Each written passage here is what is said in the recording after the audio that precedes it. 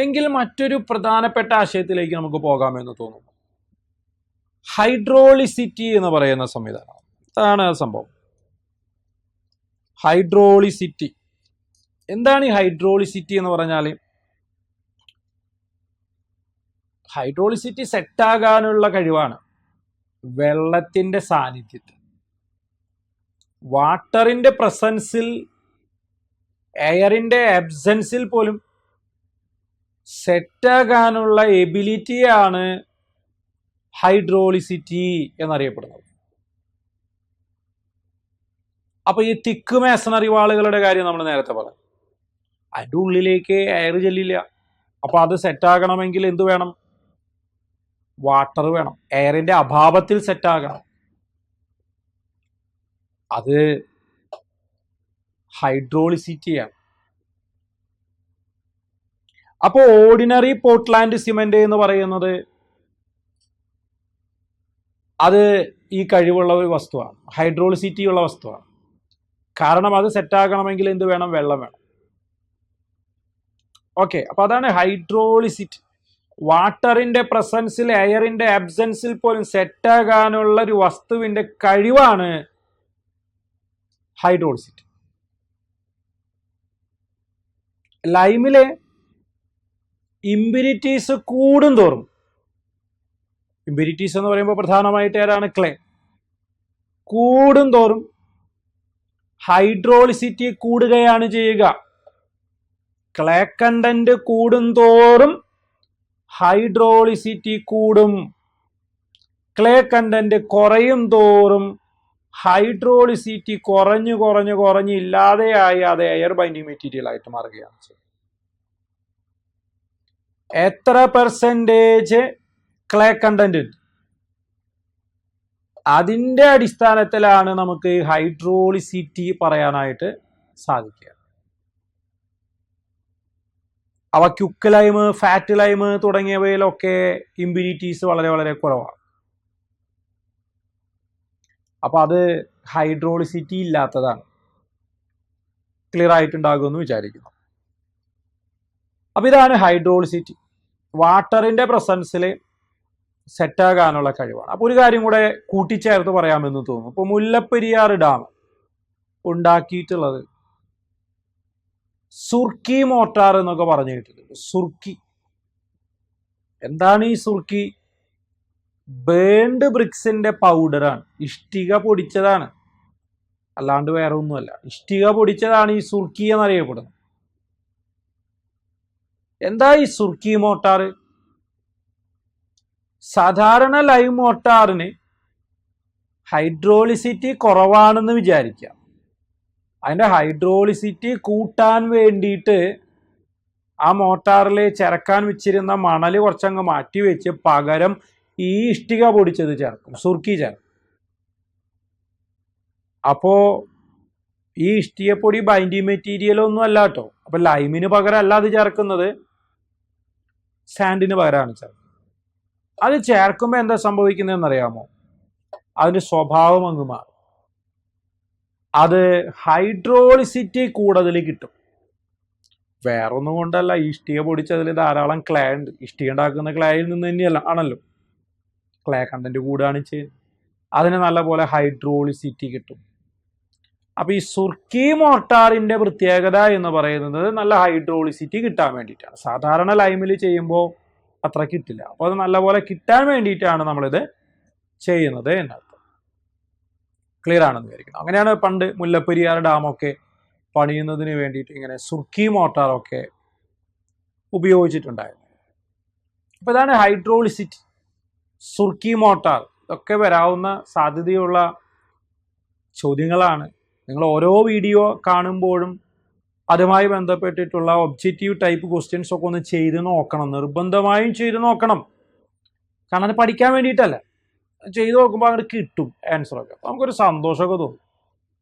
ഈ കാര്യത്തിൽ നമ്മൾ ഓക്കെയാണ്, ലൈം നമ്മൾ ഓക്കെ ആക്കി വെച്ചിട്ടുണ്ട് എന്നുള്ളൊരു തോന്നൽ നമുക്കുണ്ടാവും.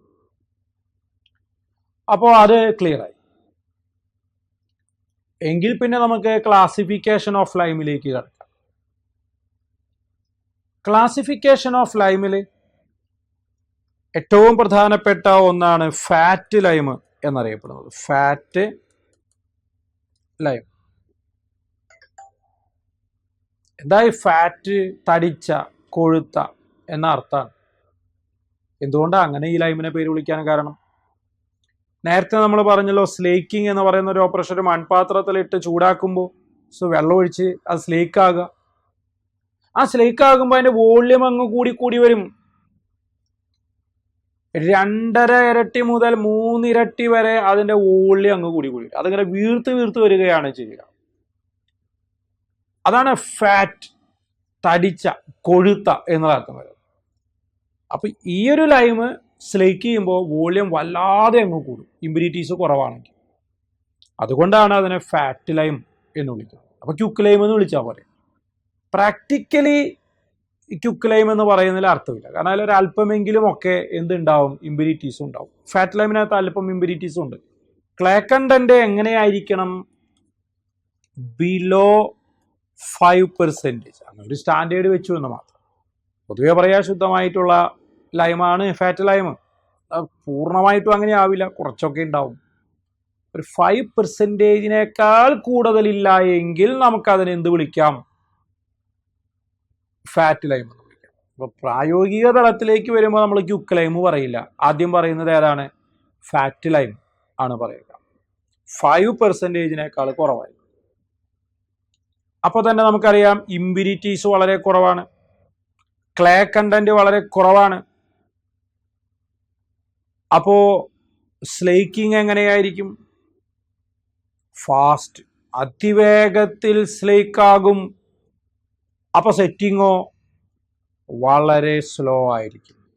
കാരണം പരസ്പര വിരുദ്ധമാണ്. ക്ലിയർ ആകുന്നുണ്ടോ? ഫാറ്റ് ലൈമിന്റെ സ്ലേക്കിംഗ് വളരെ ഫാസ്റ്റ്, കാണാതെ പഠിക്കരുത്. ഇമ്പ്യൂരിറ്റീസ് ഇല്ലെങ്കിൽ വളരെ ഫാസ്റ്റ് ആയിട്ട് സ്ലേക്ക് ആകും. പക്ഷേ സെറ്റിങ്ങോ ഓപ്പോസിറ്റ്, സ്ലോ ആയിരിക്കും. അങ്ങനെയാണ് ഫാറ്റ് ലൈം. ഇനി അതിനെ നമുക്ക് വൈറ്റ് ലൈം എന്ന് വിളിക്കാറുണ്ട്. നല്ല വൈറ്റ് കളറാ. അതുകൊണ്ടാണല്ലോ വൈറ്റ് വാഷിങ്ങിന് ഇത് ഉപയോഗിക്കുന്നത്. അപ്പോൾ വൈറ്റ് വാഷിങ്ങിന് ഉപയോഗിക്കുന്ന ലൈം ഏതാണെന്ന് ചോദിച്ചാൽ ആൻസറായി അത് ഫാറ്റ് ലൈമാണ്. അതിനെ വൈറ്റ് ലൈം എന്ന് വിളിക്കാറുണ്ട്. ഹൈ കാൽസ്യം ലൈം എന്ന് വിളിക്കാറുണ്ട്. കാരണം ഇതിനകത്ത് ഇമ്പ്യൂരിറ്റീസ് കുറവാണ്, കാൽസ്യമാണ് കൂടുതൽ. അതുകൊണ്ട് ഹൈ കാൽസ്യം ലൈം എന്ന് വിളിക്കാറുണ്ട്. റിച്ച് ലൈം എന്ന് വിളിക്കാറുണ്ട്. റിച്ചാണ്. എന്തുകൊണ്ട് റിച്ചാണ്? ലൈം കൊണ്ട് റിച്ചാണ്. റിച്ച് ലൈം എന്ന് വിളിക്കാറുണ്ട്. പ്യുവർ ലൈം എന്ന് വിളിക്കാറുണ്ട്. കമ്പാരിറ്റീവ്ലി ശുദ്ധമായതുകൊണ്ട് അതിനെ പ്യുവർ ലൈം എന്ന് വിളിക്കാറുണ്ട്. അപ്പം ഇങ്ങനെയുള്ള പേരുകളിലൊക്കെ ഏതറിയപ്പെടാറുണ്ട്? ഫാറ്റ് ലൈം അറിയപ്പെടാറുണ്ട്. ഇമ്പ്യൂരിറ്റീസ് കുറവാണ്, ക്ലേ കണ്ടന്റ് കുറവാണ്. അപ്പൊ ഹൈഡ്രോളിസിറ്റിയോ കുറവായിരിക്കും. ഹൈഡ്രോളിസിറ്റിയോ കുറവായിരിക്കും. വെള്ളത്തിന്റെ സാന്നിധ്യത്തിൽ അത് സെറ്റാവില്ല. അത് സെറ്റാകുന്നത് എയറിന്റെ സാന്നിധ്യത്തിലാണ്. ഇതൊരു എയർ ബൈൻഡിങ് മെറ്റീരിയൽ ആണ്. എയർ ബൈൻഡിങ് മെറ്റീരിയൽ ആണ് ഫാറ്റ് ലൈം. വൈറ്റ് വാഷ് ചെയ്ത് കഴിഞ്ഞാൽ 2 ആഴ്ച വെള്ളം ഒഴിച്ചു കൊടുക്കുന്ന ആരെങ്കിലും പറഞ്ഞു കേട്ടിട്ടുണ്ടോ? ഇല്ല. വൈറ്റ് വാഷ് ചെയ്ത് കഴിഞ്ഞാൽ കുറച്ച് സമയം കഴിയുമ്പോഴേക്കും അത് സെറ്റാവും. എയറിന്റെ പ്രസൻസിൽ സെറ്റാകും. അപ്പൊ ഈ ഫാറ്റ് ലൈം മാസണറിക്ക് ഉപയോഗിക്കാൻ പാടുണ്ടോ?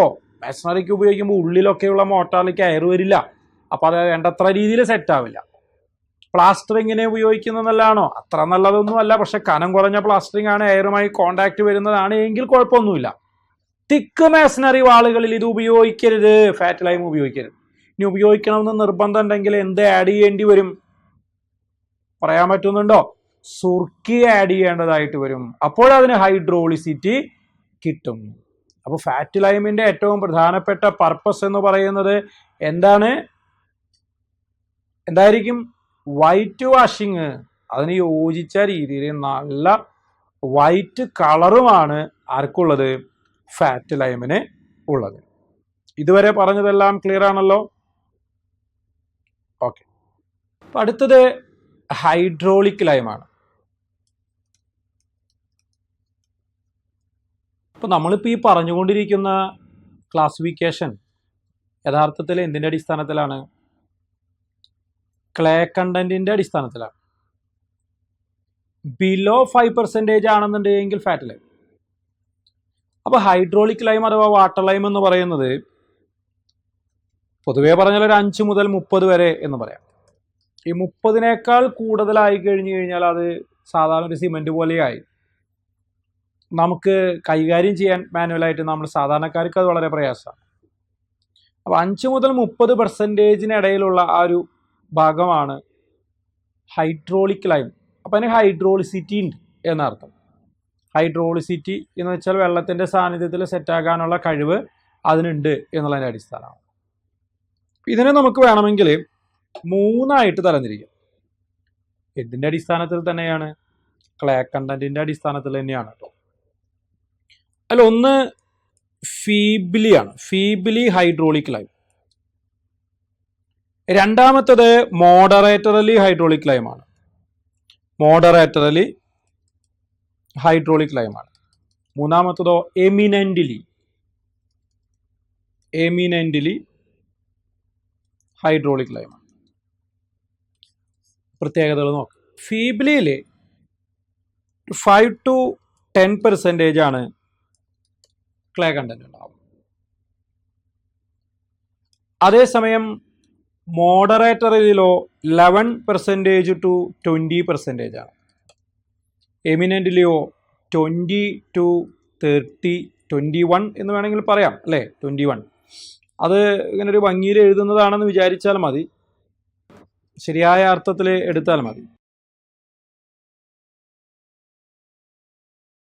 ഇപ്പോൾ 5 to 10% ആണെങ്കിൽ ഫീബിലി. പൊതുവേ പിന്നെ 10 to 20 എന്ന് പറയാം, ചിലർ 11 to 20 എന്ന് പറയുന്നു മാത്രം. 21 to 30, 30യേക്കാൾ കൂടിയാൽ പിന്നെ നമുക്കത് ഹാൻഡിൽ ചെയ്യാൻ ഭയങ്കര ബുദ്ധിമുട്ടാണ്. പിന്നെ അതിനെ പുവർ ലൈം എന്നാണ് നമ്മൾ വിളിക്കുക. അപ്പോൾ ഇതാണ് ആ 3 കാറ്റഗറി. നമുക്ക് ചില കാര്യങ്ങൾ നമുക്ക് അറിയാം കേട്ടോ. അതായത് ക്ലേ കണ്ടന്റ് അഥവാ ഇമ്പ്യൂരിറ്റീസ് വളരെ കുറവാണെങ്കിൽ സ്ലേക്കിങ് വളരെ ഫാസ്റ്റ് ആയിരിക്കും. സ്ലേക്കിങ് വളരെ ഫാസ്റ്റ് ആയിരിക്കും. ആഫ്റ്റർ എ ഫ്യൂ മിനിറ്റ്സ്, ഏതാനും മിനിറ്റുകൾ മതി അത് സ്ലേക്ക് ആവാനായിട്ട്. മോഡറേറ്ററിലെ ആണെങ്കിൽ ഒരു 1-2 മണിക്കൂർ, 1 to 2 hours അത് സ്ലേക്ക് ആവാനായിട്ട് വേണ്ടി വരും, ക്ലേ കണ്ടന്റ് കൂടി. അപ്പോൾ എമിനൻ്റിലെയോ അത് ബുദ്ധിമുട്ടാണ്, ഡിഫിക്കൾട്ട്. സമയം പോലും നമ്മൾ പറയുന്നതിനേക്കാൾ നല്ലത് ഡിഫിക്കൾട്ടാണ് എന്ന് പറയുന്നതാണ്. അത്ര പ്രയാസമാണ് അത് ചെയ്യാൻ എന്നാണ് നമ്മൾ പറയുന്നത്. ഡിഫിക്കൾട്ടാണ്. ഇതിൻ്റെ ഓപ്പോസിറ്റാണ് സെറ്റിംഗ് എന്ന് പറയുന്നത്.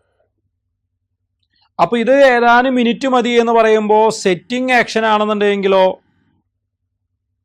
3 ആഴ്ച വേണമെന്ന് പറയാം. വെള്ളത്തിലാണ് പറയുന്നത് കേട്ടോ, 3 ആഴ്ച വേണം. ഇത് എന്തിനെ സംബന്ധിച്ചായിരുന്നു? സ്ലേക്കിങ് കേട്ടോ. ഇപ്പോൾ നമ്മൾ പറയുന്നത് ഏതാ? സെറ്റിങ്ങിനെ കുറിച്ചാണ് പറയുന്നത്. 3 ആഴ്ചയാണ് വെള്ളത്തിൽ അതിന് വേണ്ടി വരുന്നത്. മോഡറേറ്റിലാണെങ്കിൽ 1 വീക്ക് മതി, 1 വീക്ക് മതി. എമിനൻ്റിലി ആണെങ്കിൽ പറയുന്നത് അതിന് 1 ഡേ ആണ് പറയുന്നത്,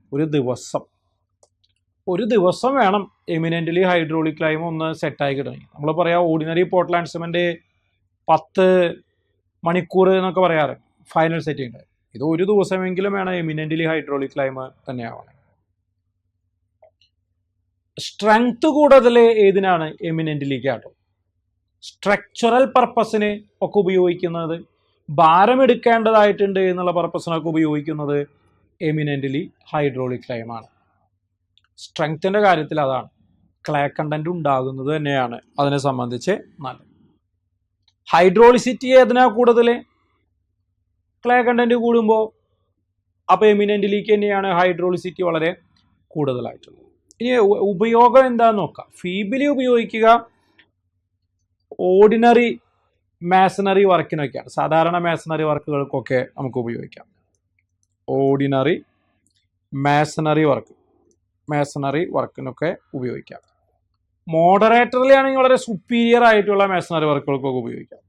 ക്വാളിറ്റി കൂടിയ സുപ്പീരിയർ മാസണറി വർക്കിനൊക്കെ ഉപയോഗിക്കാം. അപ്പോൾ എമിനൻ്റിലെയോ അതൊരു ബദലായിട്ട് ഏതിന്? സിമൻറ്റ് ഉപയോഗിക്കുന്നത് പോലെ ആ പർപ്പസുകൾക്കൊക്കെ ഉപയോഗിക്കാം. കാരണം അത് സ്ട്രക്ചറൽ സ്ട്രെങ്ത് ഉള്ളതായതുകൊണ്ട് സിമെന്റിന് പകരമൊക്കെ ആയിട്ട് നമുക്ക് വേണമെങ്കിൽ ഏത് ഉപയോഗിക്കാം, എമിനൻ്റ്ലി ഹൈഡ്രോളിക് ലൈം ഉപയോഗിക്കാം എന്നാണ് പറയുക. അപ്പം ഇതാണ് നമ്മൾ പഠിക്കാൻ ഉദ്ദേശിക്കുന്ന ഒരു തരത്തിലുള്ള ക്ലാസിഫിക്കേഷൻ. എന്തിൻ്റെ അടിസ്ഥാനത്തിലാണ് പഠിച്ചത്?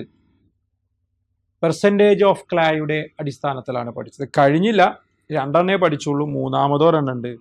ആ മൂന്നാമത്തേതാണ് പുവർ ലൈം. സ്പെല്ലിങ് വളരെ ശ്രദ്ധിക്കണം, POOR ആണ് പുവർ ലൈം. ഇമ്പ്യൂരിറ്റീസ് വളരെ കൂടുതലാണ്, എബവ് 30% ആണ് ഇമ്പ്യൂരിറ്റീസ്. ഇതിനെ ലീൻ ലൈം എന്നും ഇംപ്യുവർ ലൈം എന്നും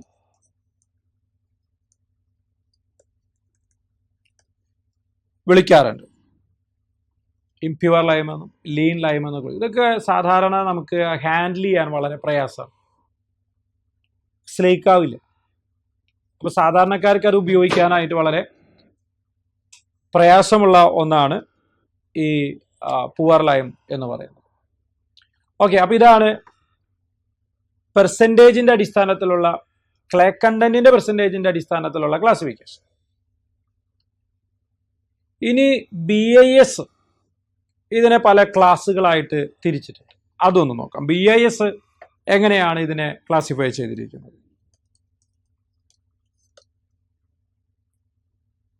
class A lime. Class A എന്ന് പറഞ്ഞാൽ വളരെ സ്ട്രെങ്ത് ഉള്ളതാണ്. അപ്പോൾ ഏതായിരിക്കും? എമിനൻ്റ്ലി ഹൈഡ്രോളിക് ലൈമാണ് ക്ലാസ് എ എന്ന് പറയുന്ന കാറ്റഗറിയിൽ വരുന്നു. ക്ലാസ് ബി എന്ന് പറയുന്നത് സെമി ഹൈഡ്രോളിക് ലൈം എന്ന് വേണമെങ്കിൽ പറയാം. സെമി ഹൈഡ്രോളിക് ലൈം എന്ന് വെച്ചാൽ ഫീബിലിയും മോഡറേറ്റ്ലി എന്ന് പറയുന്ന ഈ ഭാഗത്തിനകത്താണ് കൂടുതൽ വരിക. വേണമെങ്കിൽ ഒരർത്ഥത്തിൽ ഫീബിലിയും അതിനകത്ത് പെടുത്താം, ഒന്നിച്ച് ചേർത്ത് സെമി ഹൈഡ്രോളിക് ലൈം. അതാണ് ക്ലാസ് ബി. ക്ലാസ് സി എന്ന് പറയുന്നതോ, അതാണ് ഏറ്റവും കൂടുതൽ ചോദിച്ച് കണ്ടിരിക്കുന്നത്, അതാണ് ഫാറ്റ് ലൈം. വൈറ്റ് വാഷിങ്ങിന് ഉപയോഗിക്കുന്ന ഫാറ്റ് ലൈം. അപ്പൊ ഇങ്ങനെയാണ് BIS ഇതിനെ ക്ലാസിഫൈ ചെയ്തിട്ടുള്ളത്. ഇനി ക്ലാസ് ഡി ഉണ്ട്.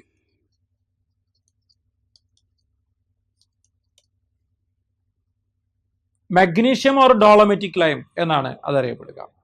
ക്ലാസ് ഡി ഏതാണ്? Magnesium or dolomitic lime.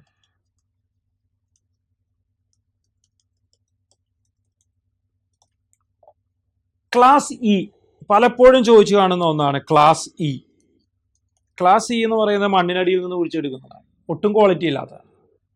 കൻകാർ എന്ന പേരിലാണ് അത് അറിയപ്പെടുന്നത്. കൻകാർ ഒരുപാട് തവണ ചോദിച്ചിട്ടുണ്ട്. കൻകാർ BISന്റെ ക്ലാസിഫിക്കേഷൻ അനുസരിച്ച് ഏതാണ് എന്ന് ചോദിക്കാറുണ്ട്. ക്ലാസ് എഫ് എന്ന് പറയുന്നത് siliceous ഡോളമെറ്റിക് lime.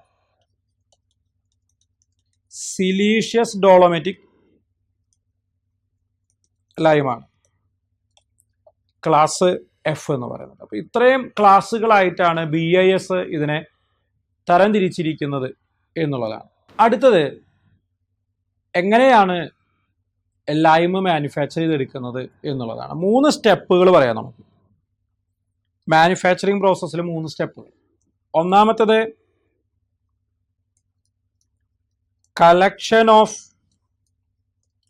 Raw materials. Raw material ചുണ്ണാമ്പ് പറയോ എന്താണെങ്കിൽ അത് കളക്ട് ചെയ്തെടുക്കുക എന്ന് പറയുന്നതാണ്. രണ്ടാമത്തത് കാൽസിനേഷൻ ആണ്. അപ്പോ അതിനെ ചൂടാക്കുന്ന പ്രോസസ്സ് കാൽസിനേഷൻ. അതിന് വലിയ കിലൺസോ മറ്റൊക്കെ ഉപയോഗിച്ചുകൊണ്ടാണ് അത് ചെയ്യുക. കണ്ടിന്യൂസ് കിലൺസ് ഉപയോഗിക്കാറുണ്ട്, ഇന്റർമീഡിയന്റ് കിലൺസ് ഉപയോഗിക്കാറുണ്ട്. അങ്ങനെയുള്ള ചൂളകളിൽ വെച്ചുകൊണ്ട് വൻതോതിൽ അത് കാൽസിനേഷൻ നടത്തിയെടുക്കുകയാണ് ചെയ്യുക. അപ്പോൾ കാൽസിനേഷൻസിലെ കിലൺസ് ഉണ്ട്. അതിൽ വളരെ ഓർക്കേണ്ട 2 തരം കിലൺസ് ആണ് ഫ്ലെയിം കിലണും ഫ്ലയർ കിലണും. ഫ്ലെയിം കിലണും ഫ്ലയറും.